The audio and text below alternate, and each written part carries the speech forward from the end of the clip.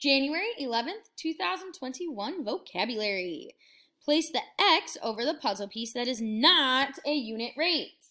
All right, so let's take a look here. We have, we'll put in white, 5 miles per hour. So that'll be 5 per 1. So 5 miles for 1 hour. Let's take a look. Is that a 1 in our denominator? Yes, it is. Down here, 4 cups. 4 cups for 1 bag.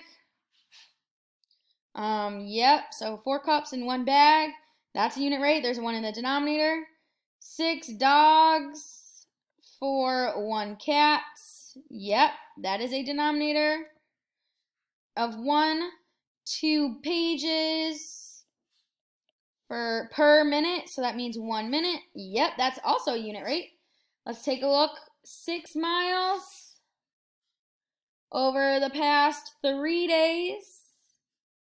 So is there a 1 in our denominator? Nope, that's a 3. So that means we are going to place that red X over, actually, I can make this pretty large. We are going to place that red X over that last one there. Maybe it was on that one. And that is going to be it for our vocab. Great job.